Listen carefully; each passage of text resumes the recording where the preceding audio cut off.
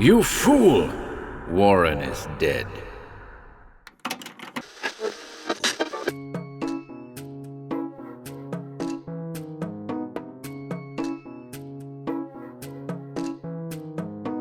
Welcome to HorrorBabble. Today we're thrilled to present our third original Carnacki the Ghost Finder offering, a short story by the name of The Ghoul of May Hall. In summary, Carnacki tells of his investigation into reports of a nocturnal being haunting the parkland surrounding an English country house. The Ghoul of May Hall is dedicated to our Cthulhu and Yellow Level patrons, each of whom is named in the video description below. We hope you enjoyed, folks.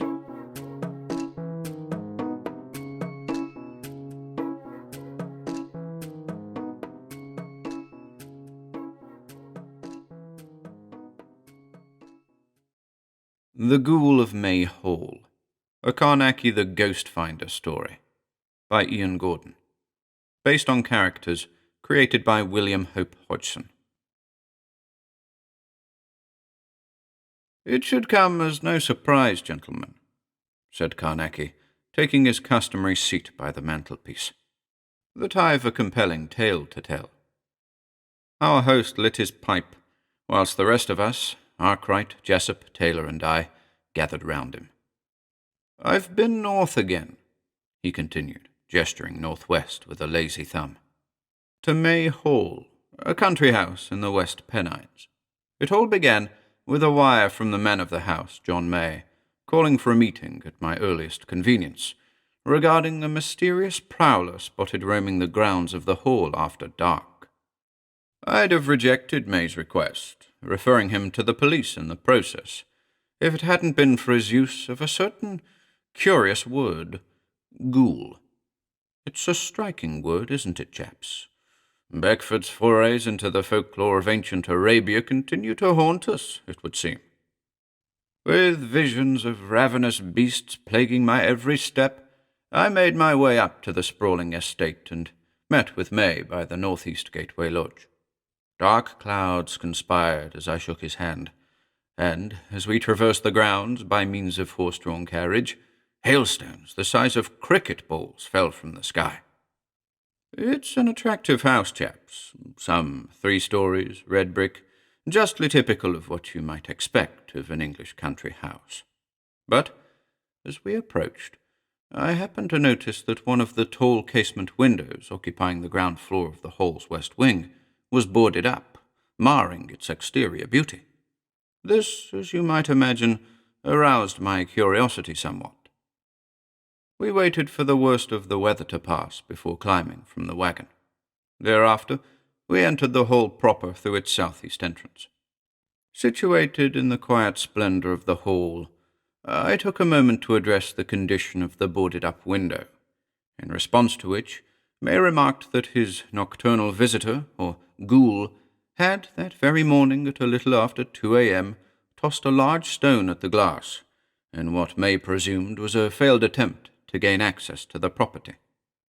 May's teenage son, William, whose quarters were located directly above the drawing-room to which the shattered window belonged, was roused by the din.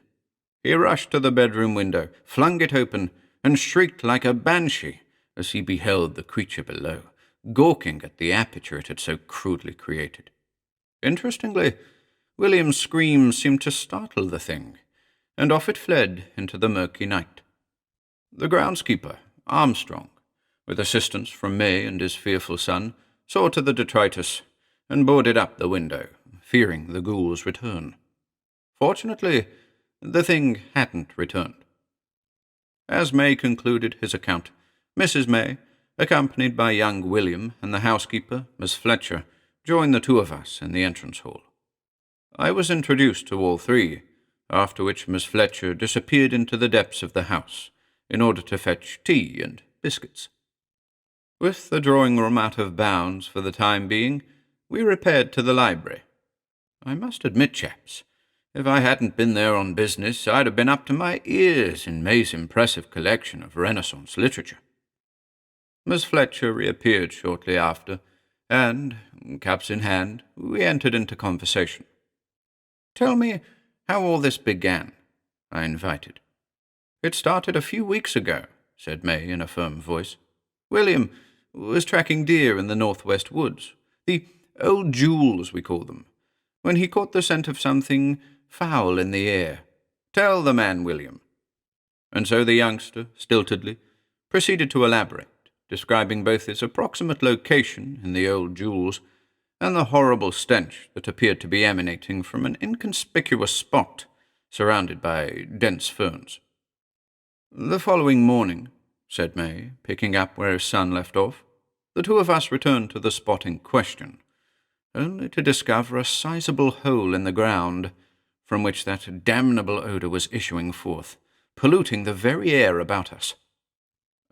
"Badger set, perchance?" I ventured. "Not quite," May returned. "This was the result of something tunnelling its way out of the earth, not into it. And that, chaps, was why May had referred to the thing he would later witness firsthand as a ghoul. He believed that this thing had risen from the ground to feast upon him and his family.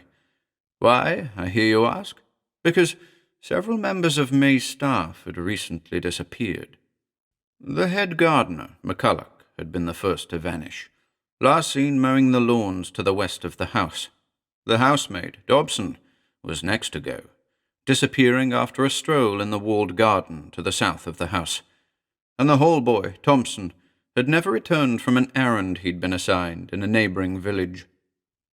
But what was especially curious to me at this interval was that these disappearances had occurred prior to the discovery of the hole in the old jewels. It seemed to me that May, having made not a jot of progress with the police regarding this spate of disappearances, had, out of desperation, turned to the supernatural for an explanation. Nevertheless, I'd made the journey, and was quite willing to humour the man of the house for the nonce. "When was the prowler first witnessed?" I asked. "2 nights after we discovered the hole," May answered. "Armstrong had been doing his rounds by the stables just north of the house, when he saw a figure, quite clandestinely, slip into the bushes that border the stables to the west." "Did he get a good look at the figure?" I inquired. "Not really," May said, "but he caught a whiff of it.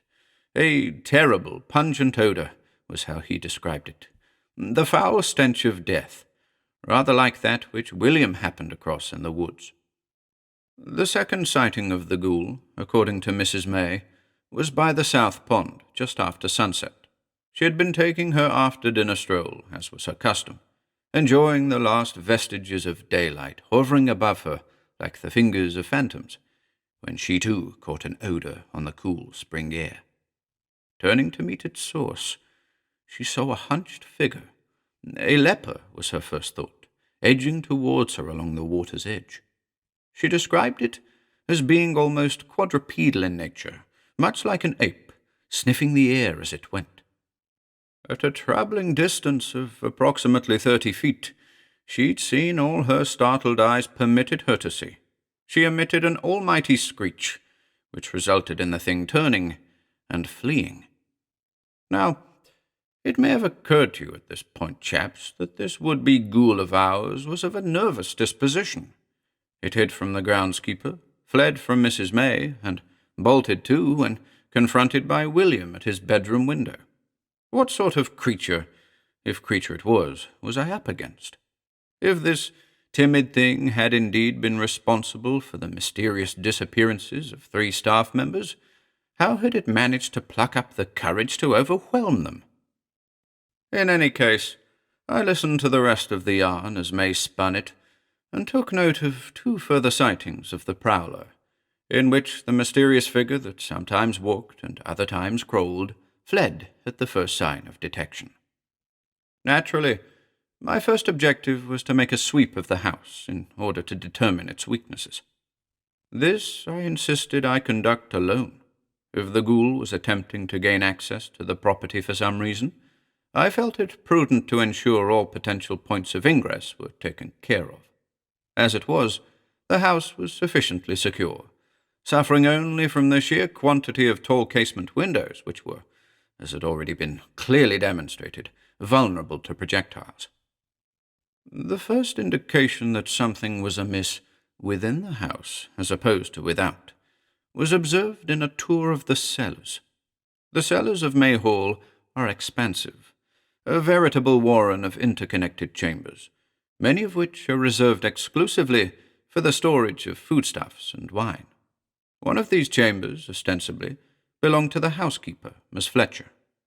There were other private quarters down there, too, including the rooms of the missing housemaid, Dawson, and the hall boy, Thompson, but there was nothing singular about those spaces.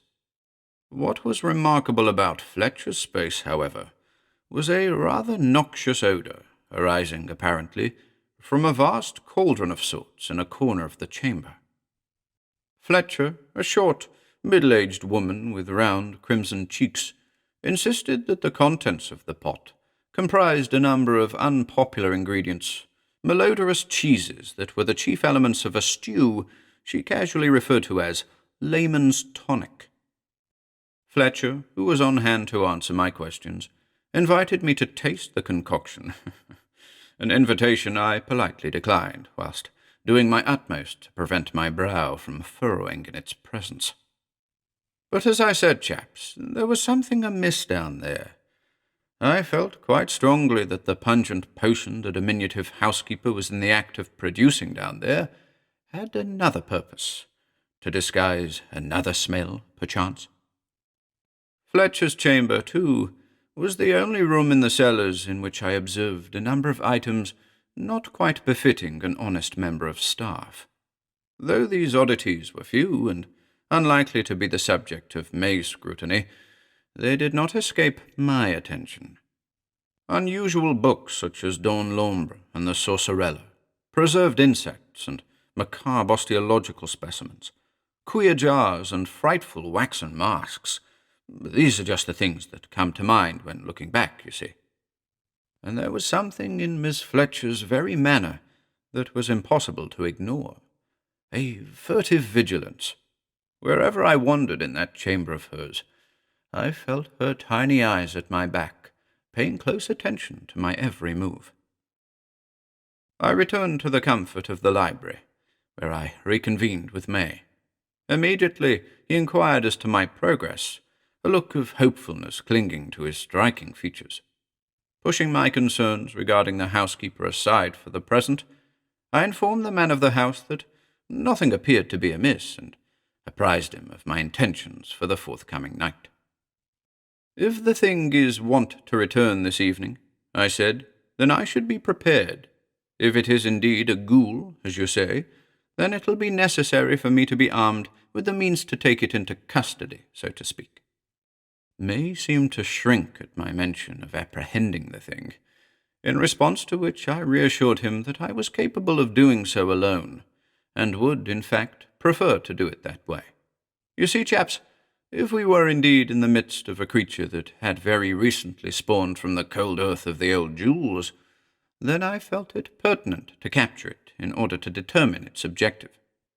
Of course, I had no intention of attempting to enter into a dialogue with the thing. I wanted to study its behavior in a controlled environment, a space that would later be provided courtesy of May's groundskeeper, Armstrong. Meanwhile, I was shown to guest quarters in the East Wing, a grand suite befitting an English country house, in which I withdrew from my trusty satchel a number of items, namely a sealing star, 500 grams of beguiling powder, and, for luck, a pristine greenstone for my trouser pocket. You might not be familiar with this particular combination of elements, Arkwright, so pay close attention when I get to the details. At around 5 p.m., I joined May and his family in the dining room. We ate well, and, sparing May the details of my plan, I asked if he could arrange a space for me in the stables. My strategy was to lure the would-be ghoul into the stables through use of the beguiling powder, and to prevent its escape by affixing the sealing star to one of the stable doors. May summoned Armstrong, who in turn immediately saw to my request, and out I went insisting that May and his family remain indoors. When I arrived at the stables, the last light of day was dancing overhead. Armstrong had relocated several horses, leaving a number of empty stables for my purpose. So here's the trick, Arkwright. First, I affixed the ceiling star to the stable door, ensuring the black point was directed to the ground. Second, I sprinkled a fine line of beguiling powder between the stable door and the north wall of the house, a distance of some 40 feet or so, and spoke aloud all 3 stanzas of the Collier treatment. This to ensure that the prowler would follow the trail should it near the boundary of the house. And third, withdrawing the greenstone from my pocket, I spoke aloud the first line of the Mandrake chant, and returned the item to my pocket in quick succession. This combination of elements ensures the following: protection for oneself, the complete attention of the alien force, and an effective means of containment, having lured said force. "Got everything you need, sir?" queried Armstrong, full of that same hopefulness May had displayed earlier. "I'm all set," I reassured the aging character, and watched as he cautiously returned to the house, mindful of the gathering darkness. Pleased with my preparations, I took it upon myself to walk the perimeter of the house, on the lookout for that which I sought. Passing close by the rear of the property, I caught once again a whiff of that terrible concoction being stewed in that dreadful pot in Miss Fletcher's chamber. Drawn towards it inexplicably, I followed it until I was standing by the sunken window that served the housekeeper's chamber. The misted window was ajar, hence the appalling odour's ability to assault the clean evening air. Stealthily, I crept up to the glass and peered in through the crack. Fletcher was standing over the cauldron, stirring and muttering. I couldn't catch the words whispered there, but it somehow confirmed that my earlier misgivings had been well placed. This was no ordinary housekeeper. Was it possible that whatever she was brewing down there was attracting the would-be ghoul? I completed my circuit of the house and returned to the stables. Whatever the housekeeper was up to, I'd deal with it in due course. I must have waited there with my back to the ceiling star for well over an hour before I caught another whiff on the night air, and this time its source wasn't Fletcher's repulsive cooking. From where I stood by the stables, I had a clear, if a little gloomy, view of the lawns to the east of the hall. A light breeze was blowing from the east, which was fortunate, as I was able to stay downwind of the thing. However, it was the very same wind that brought forth that detestable stench. I fixed my gaze upon the lawns in search of movement. Before long, I observed a crooked shape, the general outline of a man, but, just as Mrs. May had described, a creature so hunched that it appeared to walk on its knuckles. The scent of that thing was appalling, chaps. The smell of mould and rot, the unmistakable odour of death. Aware of my need to remain hidden, I ducked into the adjacent stable and watched furtively as the thing approached the house. Just as I hoped, the creature picked up the scent of the beguiling powder, and was soon following the trail in the direction of the stables. Like a hound, the ghoul followed that white line, completely oblivious of all else. The powder was proving to be effective. Moments later, and the creature had entered the stable next to me. I could hear it in there, moving back and forth, sniffing the air, mindlessly searching for the scrumptious fruit that beguiling powder could promise but never provide. Without hesitation, I rushed from my hiding place and pushed the stable door closed, trapping the creature inside, held in place by the ceiling star. So contained, the ghoul ceased its pacing and sniffing, and fell silent within. Returning to the house, I met with May in the library once more, and advised him of the creature's capture. Immediately, The man of the house went for his gun, an action I firmly remonstrated. I suggested that there might be a more effective means of getting rid of the foul creature, a means May couldn't have possibly imagined, and to achieve it, another trap would be required, a trap designed to capture an altogether different kind of monster. The ghoul is the key, I said. There's a very good reason it keeps coming back here night after night. We need to use its keen senses to our advantage. The real trouble you're facing lives here within these walls. I imagine it's the very thing responsible for your missing staff members. But what? May begged. To answer that question, we'll need to employ the extraordinary nose of our friend in the stables, I said. And I wasn't joking, chaps. Under the spell of the beguiling powder, subdued by the sealing star, I felt it a trivial matter to take charge of the creature, in order that it might lead us to its prize. Off we went, May and I, to command the ghoul. I must admit, I felt a little trepidation as I opened that door, but, much to my relief, the thing remained hunched and immobile in the middle of the small stable. It was then that May and I finally got a proper look at the being in our midst. What a sight, chaps! In most respects it resembled a man, in possession of the requisite limbs and digits, eyes and mouth, ears and nose. But every element was damaged, decaying. The skin about those limbs and digits was calloused and scabrous, oozing a strange jelly-like substance at intervals. The eyes were deep hollows, from which only one yellowed orb glared back. The mouth was devoid of lips, little more than a hole torn into the face, incapable of hiding the several blackened teeth that remained beneath. The ears were bulbous and green, with a creeping algae beyond description. And the nose, that aquiline nose betrayed by charred, peeling flesh. To see that thing up close was to heighten the dreadful fetor it emanated. May and I were forced to cover our noses. Can you imagine what it was like? But, in spite of the horror we felt, the thing itself was really quite harmless. Even under the influence of the beguiling powder, the creature retreated into a corner of the stable as we approached, quietly whimpering with the aid of vocal cords incapable of articulate speech. Looking the creature square in its remaining eye, I withdrew the greenstone from my trouser pocket and spoke aloud the second line of the mandrake chant. You know, Jessup, the part concerned with domination. Instantly, the ghoul stepped forward, straightening its arched back somewhat. Thanks to that odd assembly of arcane expressions, the thing would no longer consider anybody in its presence a threat, at least for the moment. Wincing at both the sight and smell of the thing, I spoke to the creature directly. "Let us go," I commanded, confident that the simple being would continue to pursue its original goal.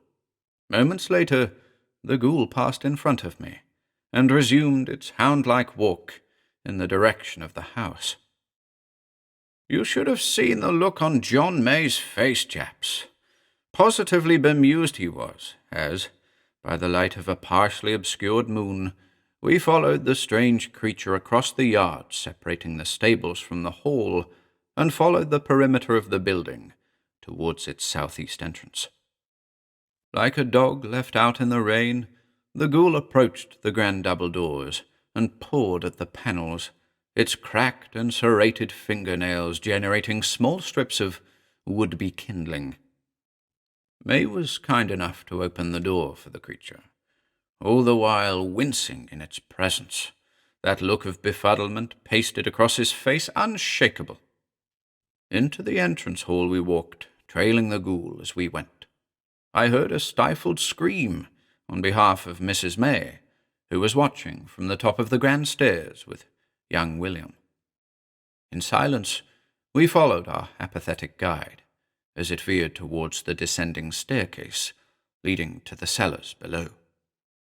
Down we went, the three of us, The creature, on all fours, its blackened nose sniffing the cold stone steps.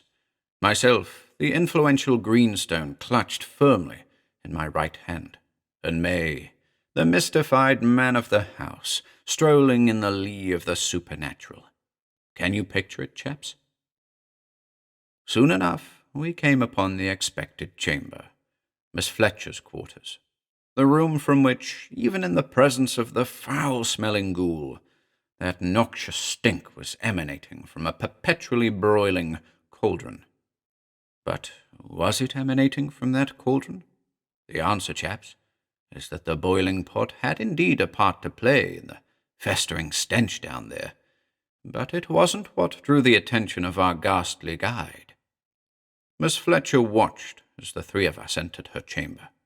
She was somewhat subdued in the presence of Mr. May, but seemed altogether unperturbed by the advent of the creature. I sensed that furtive vigilance again. Her demeanour was that of one who has something to hide, of one who is about to be exposed as something other than what they appear to be on the surface. And it was the ghoul, the crawling, detestable thing from the deepest depths of the earth, that would unmask her. The ghoul, relentless, moved past the festering cauldron and crept, hound-like, across the cold stone floor towards an alcove in the northwest corner of the chamber. Into the alcove it disappeared, and, moments later, scraping sounds were heard. I rushed over, and saw, under the illumination afforded by a kerosene lantern just outside the alcove, that the creature had discovered a trapdoor. Again, my nostrils were assaulted by a combination of appalling odours, the steaming cauldron, the decaying ghoul, and whatever greater ghastliness lay beneath that trapdoor. But I have to tell you, chaps, I already had it figured out. Still clutching the greenstone, I spoke to the ghoul once again. "Rest," I commanded, and the creature immediately ceased its scratching at the wooden trapdoor. I turned, addressing May, Fletcher, and Mrs. May, who had appeared in the chamber's doorway. "It is my unfortunate duty," I began, "to inform you of Miss Fletcher's treachery. Your housekeeper is a necromancer. Beneath that trapdoor back there, you'll find the bodies of your missing staff." "It's a lie!" Miss Fletcher yelled, feigning shock, and hurling herself at the feet of John May. "A necromancer?" Mrs. May tendered, her voice shrill. "A witch," I reiterated, studying the mystified members of the May household intently. After a moment, May finally spoke. What do we do now?" "You contact the authorities and keep her locked up until they come to retrieve her." "But it's a lie," Miss Fletcher yelled again. But after she did so, I saw that her lips were still moving. She was muttering an incantation I instinctively felt was directed towards the ghoul. And, in response to her silent charm, the creature to my rear emerged from the alcove and stood upright once again, sniffing the air, seeking its prey. "John," I yelled, "take Mary and get away from here." But before May could react, the ghoul was sprinting across the chamber, directly towards him. I gripped the greenstone tightly, determined to bring the ghoul back under my command. But it was no use. The necromancer was far too powerful for my meagre recitations. May braced himself as the ghoul approached at speed. Mrs. May let out a devastating scream. Miss Fletcher, the witch, rose to her feet, a malevolent grin dividing her face from ear to ear. But her grin was premature. The ghoul leaped not at May, but at her. In a matter of seconds, the creature was at her throat, biting and tearing, chewing and drinking, the flesh and blood of the necromancer little more than a crimson jelly, staining the ghoul's pitiful hands and face. John May almost fainted. Mary May had backed up against the chamber door, her face white as a sheet. The witch's lungs gave out one last puff of air before she fell limp in the arms of the ghoul, dead. Sated and seemingly liberated, the strange creature leaped over the body of Miss Fletcher and bolted. As you can imagine, chaps, the three of us, May, his wife, and I, were immobile for quite some time before the reality of what had occurred before our very eyes began to register in our minds. Shortly afterwards, the police were called, and everybody in the house was subjected to quite the interrogation. The bodies of the missing, McCulloch, Dobson, and Thompson, were indeed found beneath the trapdoor in Miss Fletcher's chamber, and although we were spared sight of the poor creatures, I later learned that the three of them had been drained of blood and stripped of their vital organs, all of which, the evidence suggested, had been added to the queer concoction the necromancer was brewing in that giant putrid pot. Layman's tonic, indeed. What her ultimate goal was, I haven't been able to ascertain. May described her as the perfect housekeeper, courteous, punctual. He's having a very difficult time reconciling the unassuming, virtuous housekeeper with the malevolent witch he'd confronted in her ghastly subterranean lair. And there you have it, chaps, all in a day's work. Carnacki knocked out his pipe, marking the end of his yarn. And the ghoul? I asked. What became of it? Haven't a clue, Dodgson. I know that the thing hasn't been seen since. It was attracted to the bodies, you see. The only evidence that it was ever there at all is that putrid burrow by the ferns in the old jewels. May tells me they're having it fenced off. An odd type of creature, don't you think? Proffered Jessup. I said so from the very beginning. A fearful thing it was. But in the end it saved the day, did it not? Arkwright ventured. I suppose it did. It simply remains for me to say that that old adage is as true today as it ever was. One should never judge a book by its cover. Carnacki stood up. We rose in kind. Out you go, said our host genially, and we went out onto the embankment, sniffing the air like hounds.